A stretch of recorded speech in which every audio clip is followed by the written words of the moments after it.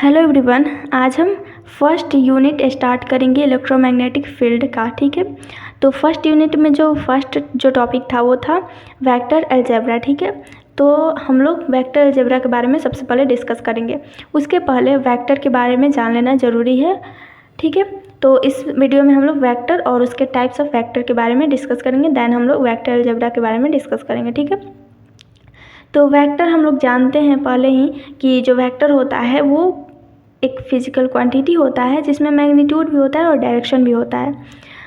कोई भी क्वांटिटी, कोई भी फिजिकल क्वांटिटी तभी वेक्टर हो सकता है जब उसमें मैग्नीट्यूड भी हो और डायरेक्शन भी हो। साथ ही साथ वो वेक्टर जो अलजेब्रा लॉ होता है उसको भी फॉलो करे। मीन्स कि जो कोई भी ऐसा क्वांटिटी हो जिसमें मैग्नीट्यूड हो, डायरेक्शन हो, ये दोनों तो हो, लेकिन उसका जब हम लोग एडिशन कर रहे हैं, सब्सट्रैक्शन कर रहे हैं, तो वो सिंपल अलजेब्रिक जो मैथमेटिकल हम लोग अलजेब्रा का यूज करते हैं वो उस तरह से ना वो उसका एडिशन या सब्सट्रैक्शन हो, बल्कि वो वेक्टर जो अलजेब्रा होता है उसके थ्रू हो। तो वो क्या होगा, बेसिकली वेक्टर अलजेब्रा। वो क्या होगा, वो जो क्वांटिटी होगा वो वेक्टर क्वांटिटी होगा। ठीक है, जैसे करंट का डायरेक्शन भी होता है और मैग्नीट्यूड भी होता है, लेकिन वो वेक्टर लॉ को फॉलो नहीं करता है। जो भी अलजेब्रा का जो लॉ होता है उसको फॉलो नहीं करता है।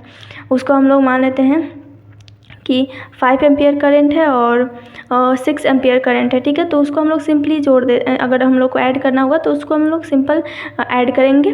ठीक है, तो ये बेसिकली 11 हो जाएगा। ठीक है, तो इसीलिए इसमें मैग्नीट्यूड भी होता है, डायरेक्शन भी होता है, बट फिर भी वो वेक्टर क्वांटिटी नहीं होता है, स्केलर क्वांटिटी होता है, क्योंकि वो जो होता है वेक्टर जो अलजेब्रा का जो लॉ होता है, जो रूल होता है, उसको वो फॉलो नहीं करता है। ठीक है, इसका अगर हम लोग एग्जाम्पल की बात करें वेक्टर क्वांटिटी का, तो वो बेसिकली हो जाएगा फोर्स में डायरेक्शन भी होता है, मैग्नीट्यूड भी होता है, displacement, velocity, momentum, acceleration, electromagnetic field etcetera. ठीक है, तो ये सारे जो हैं वो बेसिकली वेक्टर क्वांटिटी है।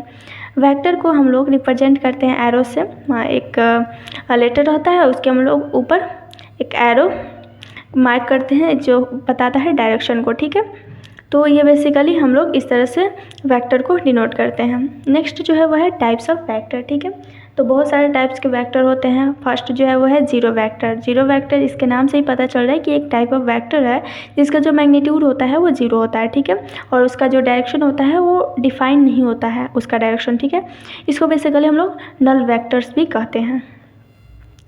नेक्स्ट जो वेक्टर है वो है यूनिट वेक्टर। ठीक है, यूनिट मीन्स होता है 1, और इसके नाम से ही पता चल रहा है कि ये जो वेक्टर है वो बेसिकली एक टाइप ऑफ वेक्टर है जिसका जो मैग्नीट्यूड होता है 1 होता है। ठीक है, यूनिट मीन्स होता है 1, तो इसका जो मैग्नीट्यूड होता है वो बेसिकली 1 होता है, इसीलिए हम लोग इसको यूनिट वेक्टर बोलते हैं।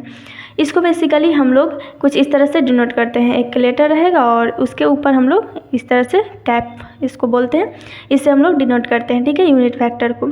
यूनिट वेक्टर अगर किसी वेक्टर का फाइंड आउट करना हो तो हम लोग कैसे करेंगे, वो वेक्टर लिखेंगे और डिवाइडेड बाय मैग्नीट्यूड ऑफ वो जो वेक्टर है उसका। ठीक है, तो ये बेसिकली क्या हो जाएगा, यूनिट वेक्टर होगा। मान लेते हैं कि एक वेक्टर है ए, जिसका जो कंपोनेंट है वो क्या है, ए x I plus a Y J plus a Z के। ठीक है, तो इसका जो यूनिट वेक्टर होगा वो क्या होगा, उसका जो यूनिट वेक्टर होगा बेसिकली क्या होगा, ये जो वेक्टर था, ये जो पूरा वेक्टर था वो, और डिवाइडेड बाई उसका जो मैग्नीट्यूड होगा वो, तो मैग्नीट्यूड क्या हो जाएगा, root under x square plus a y square plus a z square. ठीक है, तो ये बेसिकली हम लोग कुछ इस तरह से यूनिट वेक्टर को फाइंड आउट करते हैं। नेक्स्ट जो है वो है थर्ड टाइप, पोजीशन वेक्टर। ठीक है, पोजीशन वेक्टर बेसिकली वेक्टर होता है जिसका यूज बेसिकली किस लिए किया जाता है, पोजीशन को फाइंड करने के लिए। ठीक है, पोजीशन या फिर डायरेक्शन को फाइंड करने के लिए जो वेक्टर मूव कर रहा होता है उसके पोजीशन को उसके पोजीशन को या फिर डायरेक्शन को हम लोग फाइंड करने के लिए पोजीशन वेक्टर का यूज करते हैं 3D स्पेस या फिर 2D स्पेस में। इसको बेसिकली लोकेशन वेक्टर भी कहा जाता है क्योंकि इसका यूज बेसिकली लोकेशन को फाइंड करने के लिए किया जाता है, वेक्टर के लोकेशन को फाइंड करने के लिए किया जाता है। ठीक है, मान लेते हैं कि 2 पॉइंट है जिसका जो कोऑर्डिनेट है वो क्या है, x1 y1 z1, and second जो b का जो कोऑर्डिनेट है वो क्या है, x2 y2 z2। ठीक है, तो उसका जो अगर हम लोग उसका पोजीशन वेक्टर फाइंड आउट करें तो क्या मिलेगा हम लोग को, x2 minus x1 into I plus y2 minus y1 into J plus z2 minus z1 into K. ठीक है, तो ये बेसिकली हो गया पोजीशन वेक्टर। नेक्स्ट जो है वो है displacement vector, the change in position vector. ठीक है, जो पोजीशन वेक्टर में जो चेंज होता है उसी को बेसिकली डिस्प्लेसमेंट वेक्टर कहते हैं। ठीक है, मान लेते हैं कि ये पोजीशन वेक्टर है। ठीक है, तो ये क्या कर देंगे हम लोग, उसके पोजीशन को चेंज कर देंगे तो वो बेसिकली क्या हो जाएगा, वो डिस्प्लेसमेंट वेक्टर हो जाएगा। ठीक है, मान लेते हैं कि एक पॉइंट है, इसका जो पोजीशन वेक्टर है वो RA है। ठीक है, और इसका जो कोऑर्डिनेट्स है, जो कंपोनेंट्स है वो क्या है, x1 i plus y1 j plus z1 k। ठीक है, और सेकंड जो पॉइंट है वो B है, इसका जो पोजीशन वेक्टर है वो क्या है, x2 i plus y2 j plus z2 यहाँ पे z2 होगा z2 k। ठीक है, तो इसका जो डिस्प्लेसमेंट वेक्टर जो होगा वो बेसिकली क्या होगा, पोजीशन वेक्टर जो B का है माइनस पोजीशन वेक्टर जो A का है। ठीक है, तो क्या हो जाएगा, x2 minus x1 into I plus y2 minus y1 into J plus z2 minus z1 into K. ठीक है, तो ये बेसिकली डिस्प्लेसमेंट वेक्टर होगा। डिस्प्लेसमेंट वेक्टर को हम लोग ऐसे भी डिफाइन कर सकते हैं कि बेसिकली वेक्टर डिस्टेंस होता है between initial and final point के। ठीक है, नेक्स्ट जो है वो है इक्वल वेक्टर्स। इक्वल वेक्टर्स क्या होता है, दो या दो से ज़्यादा जो वेक्टर होगा वो इक्वल होगा जब उसका जो मैग्नीट्यूड हो वो भी सेम हो और उसका जो डायरेक्शन हो वो भी सेम हो। ठीक है, उसको हम लोग क्या बोलेंगे, इक्वल वेक्टर बोलेंगे। उसका मैग्नीट्यूड भी सेम होना चाहिए और डायरेक्शन भी सेम होना चाहिए। तो यहाँ पे ये जो है वो उसका मैग्नीट्यूड भी है सेम है और इसका जो डायरेक्शन है वो भी सेम है। ठीक है, ये वेक्टर ए है और ये जो है वो वेक्टर बी है, ये दोनों क्या होगा, इक्वल होगा क्योंकि इन दोनों का मैग्नीट्यूड एंड डायरेक्शन सेम है। मान लेते हैं कि एक वेक्टर है ए और इसका जो कंपोनेंट है एक्स आई है प्लस वाई जे है प्लस जेड के है। ठीक है, नेक्स्ट जो वेक्टर है वो है बी, इसका जो कंपोनेंट है वो है एम आई प्लस एन आई प्लस ओ के। ठीक है, तो ये जो दोनों वेक्टर होगा वो इक्वल तभी होगा जब x जो होगा वो इक्वल टू होगा m के, n जो y जो होगा वो इक्वल होगा n के और z जो होगा वो इक्वल होगा o के। ठीक है, ये जो इक्वल वेक्टर्स होते हैं उसका जो एंगल होता है वो बेसिकली 0 होता है। ठीक है, क्योंकि यहाँ पे हम लोग देख सकते हैं कि हम लोग एंगल कैसे निकालते हैं, cos थीटा इक्वल टू ये जो इसका डॉट प्रोडक्ट, ये जो दोनों वेक्टर है उसका डॉट प्रोडक्ट डिवाइडेड बाई उन दोनों का जो मैग्नीट्यूड होता है वो। ठीक है, तो यहाँ पे ए और ये जो है ए इक्वल टू क्या है, बी है, तो हम लोग यहाँ पे लिख सकते हैं ए इंटू ए और यहाँ पे भी ए का मैग्नीट्यूड ए ही होगा और इसका हम लोग ए बी को रिप्लेस कर देते हैं ए से, क्योंकि ए इक्वल टू होता है इक्वल वेक्टर में ए इक्वल टू बी होगा या फिर बी इक्वल टू ए होगा। ठीक है, तो हम लोग ये जो बी है उसको रिप्लेस कर देते हैं ए से, तो यहाँ पे क्या हो जाएगा, यहाँ पे क्या हो जाएगा, cos थीटा इक्वल टू हो जाएगा ए स्क्वायर और ए का मैग्नीट्यूड ए होगा और दोनों जो ए है उन दोनों को अगर हम लोग मल्टीप्लाई करते हैं तो क्या हो जाएगा ए स्क्वायर। ठीक है, तो ये क्या हो गया 1 हो जाएगा यहाँ पे। तो अगर हम लोग थीटा का वैल्यू निकालें तो cos इनवर्स थीटा का वैल्यू अगर हम लोग निकालें तो यहाँ पे क्या हो जाएगा cos इनवर्स 1। ठीक है, तो हम लोग जानते हैं कि जो cos 0 का जो वैल्यू होता है वो बेसिकली क्या होता है, 1 होता है। तो यहाँ पे क्या डिग्री होगा, इसका मिलेगा 0 डिग्री मिलेगा। ठीक है, वहीं अगर cos 90 की बात करें तो cos 90 का वैल्यू होता है 0 और cos 0 का वैल्यू होता है 1। ठीक है, तो यहाँ पे क्या होगा, थीटा का वैल्यू जो होगा वो 0 आएगा।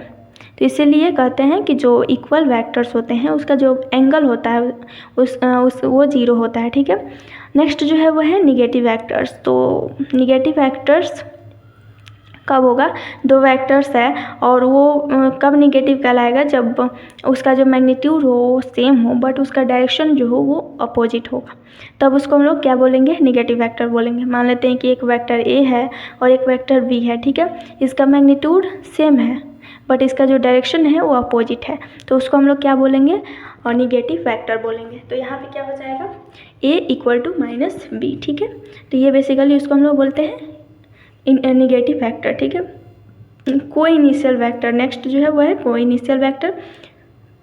Vector that have the same initial point are called as को इनिशियल वेक्टर। मान लेते हैं कि 2 या 3 वेक्टर्स हैं, इन तीनों या फिर दोनों का जो इनिशियल पॉइंट है वो सेम है, तब उसको हम लोग क्या बोलेंगे, को इनिशियल वेक्टर बोलेंगे। ठीक है, मान लेते हैं कि यहाँ पे 2 वेक्टर है, ए है एक बी है, इन दोनों का जो इनिशियल जो पॉइंट है, ये जो इनिशियल पॉइंट है वो क्या है, सेम जगह पे है, सेम है, तो उसको हम लोग क्या बोलेंगे, को इनिशियल वेक्टर बोलेंगे। ठीक है, मान लेते हैं कि 3 वेक्टर है, तो यहाँ पे क्या हो जाएगा, इन तीनों का जो इनिशियल पॉइंट होगा वो सेम होगा। ठीक है, यहाँ पे होगा। ठीक है, इसको मान लेते हैं कि सी है। वैसे ही 4 वेक्टर होगा तो को इनिशियल होगा जब उसका जो इनिशियल पॉइंट होगा वो सेम होगा। ठीक है, तो ये बेसिकली को इनिशियल वेक्टर होता है। नेक्स्ट जो है वो है ऑर्थोगोनल या फिर परपेंडिकुलर वेक्टर्स। ठीक है, ऑर्थोगोनल या फिर परपेंडिकुलर वेक्टर्स कब होगा, the vectors are said to be orthogonal if the angle between them is 90 degree.